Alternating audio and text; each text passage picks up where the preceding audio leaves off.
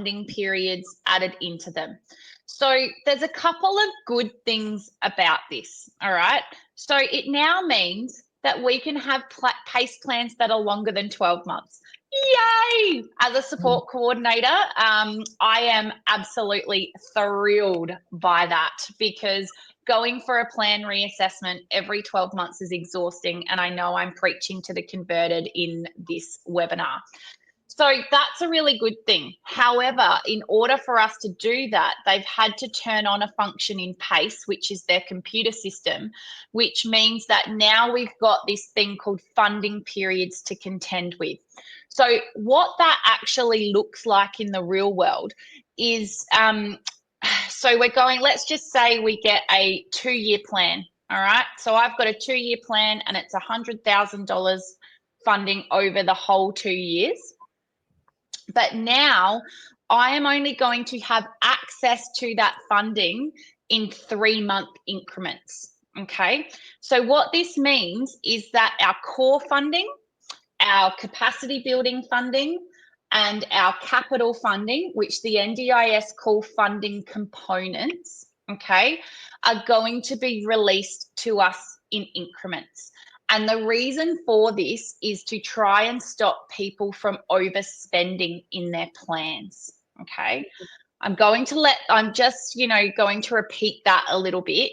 So it means that even though I might have $100,000 of funding in my child's plan, I will only get access to that in 3-month periods.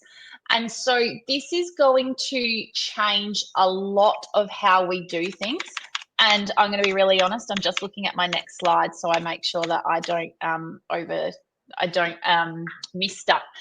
So what we're hearing, and I just want to be clear that there's really not a huge amount of clear information on this, okay, because this is NDIS. We got 1 week's notice.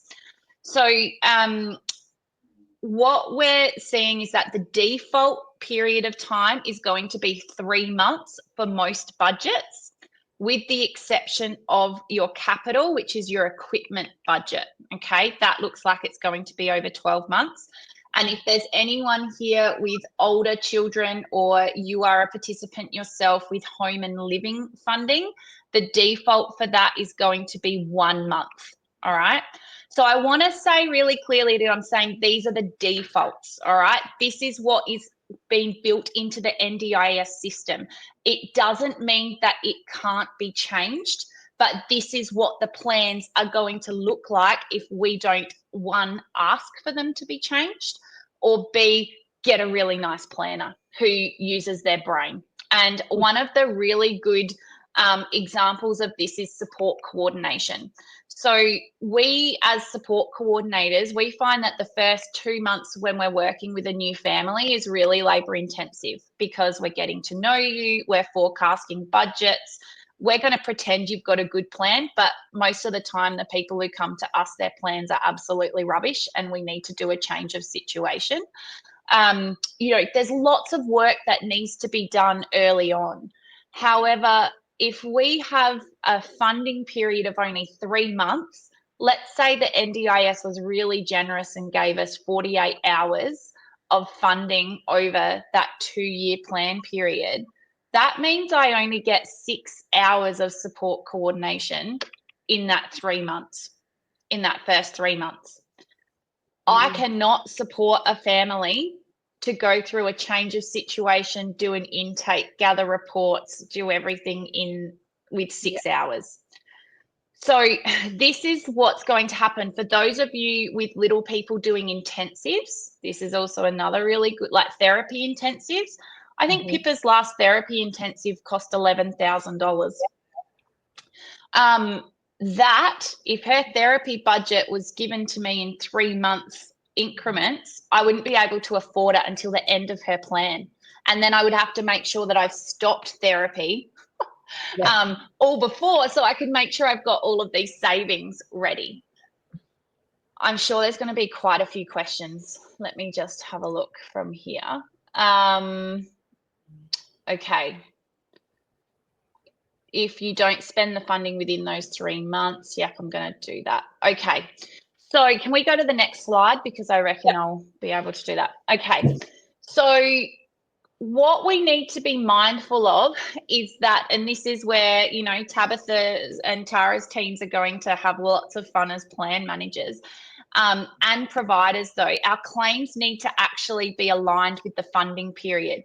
Now, the tricky thing is that it's only you as the participant who can see your funding periods on the NDIS portal, and then only your plan manager and your support coordinator with permission can see them, okay?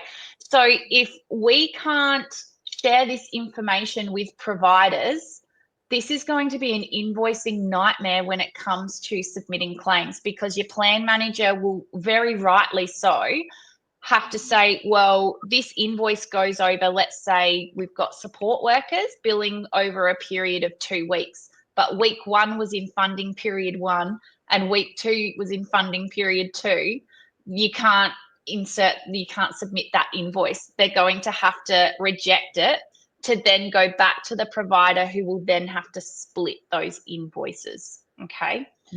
Now, the agency wants us to make sure that our providers are aligning the service agreements as well. So in the service agreements, I'll use support coordination as an example.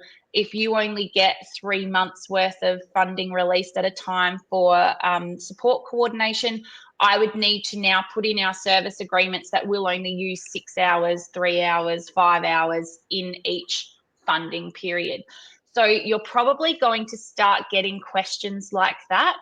And just keeping in mind, though, that's not for your PACE plans as they are now. It is more for when you go through a reassessment as of this month. So what I strongly encourage you to do, if you are in the process of going for a reassessment, is talk to your providers about what do they think is an adequate funding period, okay?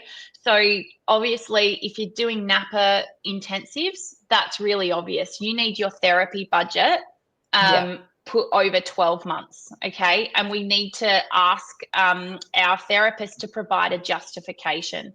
We've put a massive justification together at Alee Disability for why support coordination needs to be funded over 12 months. If you have little people with fluctuating needs or a disability that, you know, you might have a flare up and, you know, need really intensive supports, but then you can taper that down. God forbid, just life, okay? Yeah. I haven't met anyone who's been able to predict their life over 12 months. If you know how, please let me know. So this is the conversations that we need to be having with our team when we are going for a plan reassessment, okay? Yeah. I don't want to freak anyone out. I know this is scary and we're going, oh, funding periods are in, but this is the reality of the system that we're in. And we're sharing this with you so that we can help you and so that you can be prepared and actually just plant the seed for when your OT might bring up, hey, we've got these funding periods and things like that. Mm-hmm. So I can see Gabrielle, if you don't spend the funding within those 3 months, do they remain available for the following months or does it disappear? It's a really good question. So unspent money is going to roll over. Okay, so you can carry that through. Where we're getting mixed information from, what a surprise, is whether or not you can use, let's say you exhaust the funding in funding period 1 and for a service, and then a provider tries to bill for those services from your funding in funding period 2. For those of us who've been to the NDIA webinar, they've said, no, you can't do that. But then reading the frequently asked questions on the NDIS website this morning, it kind of indicates that you can do that. So my answer at the minute is I don't know. That's literally, that's my very professional answer, going, I don't know. I would err on the side of caution of not being